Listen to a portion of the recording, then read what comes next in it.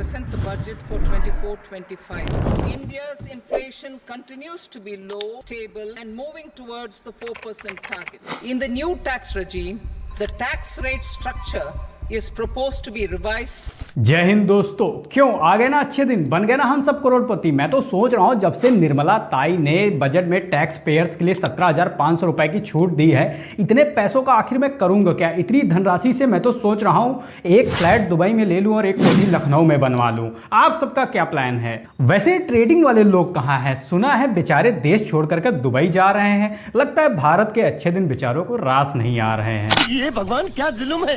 वैसे ट्रेडर्स बेचारे करे भी क्या, जो कल तक अपने पिताजी के तानों पर यह बोलते थे कि पिताजी मैं बैठे बैठे पैसा कमा दूंगा, उन बेचारों के सपनों पर निर्मला सीतारमण जी ने खारा पानी फेर दिया। आजकल के बच्चे जो 100-200 रुपए कमा के खुद को वॉरेन बफेट समझ रहे थे, निर्मला जी ने उनसे कहा अच्छा बेटा तुम्हें वॉरेन बफेट बनना है, बनो भैया, कोई दिक्कत नहीं है, बैठे बैठे पैसा कमाना है ना, कमाओ, हमें कोई दिक्कत नहीं है, लेकिन इस गरीब रूपी देश में लगान रूपी टैक्स तो देना ही पड़ेगा। दोस्तों, निर्मला सीतारमण जी वो सास हैं जो बहु रूपी मिडिल क्लास जनता से ज्यादातर नाराज ही रहती हैं। चलिए फिर भी समझ लेते हैं इस बार हमें जीएसटी और टैक्स भरने के लिए अपनी घर की क्या क्या सामान बेचनी पड़ेगी। इलेक्शन रिजल्ट 2024 के आने के बाद मोदी सरकार का पहला बजट सेशन था ये, और इसमें निर्मला सीतारमण जी ने यह कहा कि यह बजट बहुत ज़्यादा खास है, अब तक का सबसे बेस्ट बजट है, इसमें हर किसी के लिए कुछ ना कुछ खास है। कुछ अंधभक्त निर्मला जी की यह बात सुनकर बहुत ज़्यादा खुश हो गए कि अब मोदी सरकार 4 करोड़ युवाओं के लिए 1 साल के लिए इंटर्नशिप प्रोग्राम लाया है, जिसमें सिर्फ 5,000 स्टाइपेंड दी जाएगी हर महीने।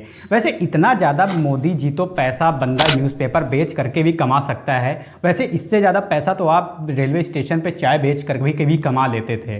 खैर, आपने सोचा है तो अच्छा ही सोचा होगा, निर्मला जी ने सोचा है तो अच्छा ही सोचा होगा। वैसे निर्मला जी के अकॉर्डिंग देश में गरीबी है ही कहाँ, बस देश में गरीब लोग ज़्यादा हैं। गरीबी से याद आया, अभी अनंत अंबानी जी की शादी में जितने गरीब सेलिब्रिटीज़ पहुंचे थे, उन्होंने अंबानी और अडानी जी से बस एक यही रिक्वेस्ट करी थी कि भैया जी बैगें बहुत महंगी हैं, पर्स बहुत ज़्यादा महंगी, हम बाय नहीं कर पा रहे हैं। इस वजह से ये बात निर्मला जी तक पहुँचती है। निर्मला जी कहती हैं बस ये बात है, अडानी अंबानी की बात है तो फिर कोई बात नहीं, चलो पर्स सस्ती कर देते हैं। तो खैर पर्सें सस्ती हो गई हैं। अब पर्स तो आदमी रख लेगा, लेकिन पर्स में रुपए कहां से लाएगा रखने के लिए। वैसे निर्मला जी सबके लिए अच्छा सोचती हैं, चाहे फिर आप गरीब हो या फिर अमीर हो। अगर आप मिडिल क्लास फैमिली से हो और आप 50,000 रुपए मंथली कमा रहे हो तो आपको पता है आप धन्यवाद बोल सकते हो, क्योंकि निर्मला सीतारमण जी ने टैक्स रिबेट 50,000 से बढ़ाकर 75,000 कर दिया है। वैसे इस बार मिडिल क्लास फैमिली की सासू मां निर्मला जी बहुत ज्यादा खुश हैं अपनी बहुओं से। उन्होंने गोल्ड के रेट तो सस्ते कर दिए, बट शायद वो ये भूल गई होंगी कि टैक्स तो बढ़ा दिया गया है। बेचारे बच्चे पैसा लाएंगे कहां से, जब पैसा नहीं होगा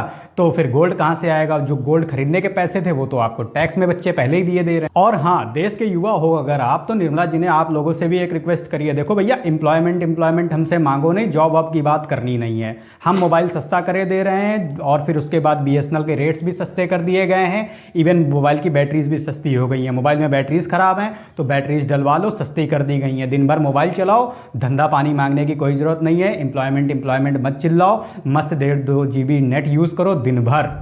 और हाँ, अगर BSNL की स्पीड अच्छी ना आए तो चुपचाप जियो का सिम यूज़ कर लेना। रिचार्ज महंगे हो गए, हमें भी पता है, लेकिन क्या करें, मोदी जी बहुत ज़्यादा नाराज़ हैं, बहुत ज़्यादा परेशान हैं, क्योंकि अनंत अंबानी की शादी में बहुत ज़्यादा खर्चा हो गया है। दोस्तों, वैसे बजट में होती तो 100 बातें हैं, लेकिन 99 तो हम लोग को समझ में ही नहीं आती हैं। हमें तो सिर्फ 2 चीज़ों से मतलब होता है। पहला तो ये इनकम टैक्स घटा या बढ़ा, और दूसरा ये कौन सी सामान सस्ती हुई है और कौन सी महंगी हुई है। लेकिन इस बात पर आने के लिए निर्मला सीतारमण जी देश की जनता को तड़पा देती हैं। एक तो इंग्लिश बोलती हैं, वो सर के ऊपर से बाउंस हो जाती है, अंग्रेजी बोल बोल के कैसे बात को घुमाया जाए। दूसरी तरफ 1 घंटा 23 मिनट के भाषण के बाद निर्मला जी टैक्स पर आती हैं, और तब हमें ये चीज़ पता चलता है कि 0 से 3 लाख के बीच में हमें कोई भी टैक्स नहीं देना है। मतलब दोस्तों, कमाना छोड़ दो, अगर आप ज़्यादा कमा रहे हो तो आप बेकार हो। आप क्यों कमा रहे हो? अगर कमा रहे हो तो टैक्स देना पड़ेगा। 3 से 7 लाख रुपए के बीच 5% टैक्स, 7 से 10 लाख रुपए तक 10% टैक्स, 10 से 12 लाख तक 15% टैक्स, 12 से 15 लाख के बीच 20% टैक्स, और 15 लाख के ऊपर वालों को 30% टैक्स देना होगा।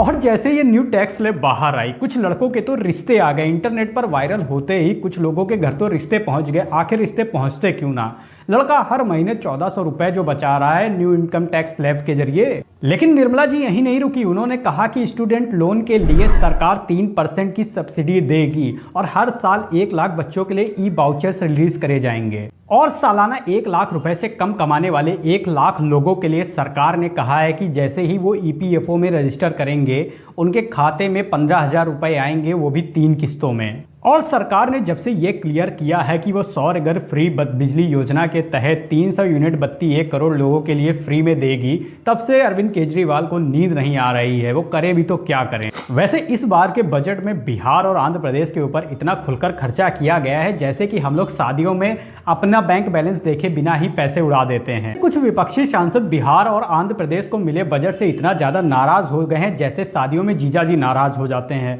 उनका कहना है कि ये सेंट्रल का बजट नहीं है, ये देश का बजट नहीं है, ये सिर्फ आंध्र प्रदेश और बिहार का बजट है। इस बजट में सरकार ने आंध्र प्रदेश को 15,000 करोड़ और बिहार को 26,000 करोड़ रुपए की मदद का ऐलान किया। मतलब हाईवे से लेके एयरपोर्ट तक की घोषणा करी गई है बिहार की जनता के लिए इस बजट में। मैं तो सोच रहा हूं कि जब इतना डेवलपमेंट बिहार में हो ही रहा है तो मैं भी ये सारा काम धंधा छोड़ करके चाय की टपरी खोल लेता हूं बिहार में किसी हाईवे के किनारे।